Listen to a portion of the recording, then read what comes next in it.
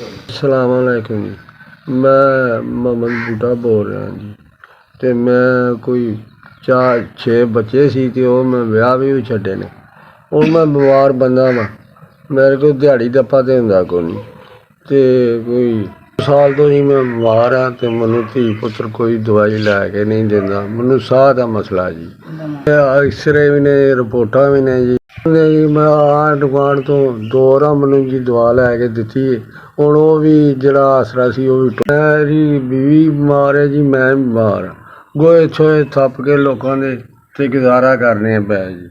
कदी ओह् लै आंदी है, कदी नहीं भी लिआंदी ते जेह्ड़ा सहारा ओह् कोई नहीं है असली।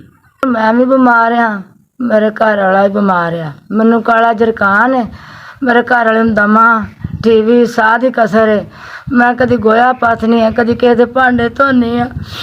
पुत्त साडा दुनिया ते सहारा कोई नहीं हैगा। 5-6 बच्चे ने पुत्त सानू छड्ड कर सानू धक्के दे के बाहर कड्ढ दित्ता ने पुत्त। मैं किराए ते रैहनी है, ना इत्थे बत्ती है ना पानी है पुत्त। चलो 5000 रुपया मदद आ गई, अल्लाह तुहाडा भला करे पुत्तर, तुहाडी खैर करे, अल्लाह तुहाडा इन्ना क दे बई तुसीं गरीबां दी मदद करदे ही रहो। पाक तंदरुस्ती दवे, जिन्ना साडी मदद कीती है उन्हां नूं अल्लाह पाक सेहत दवे, तंदरुस्ती दवे। अल्लाह पाक मदीने दी सैल करावे।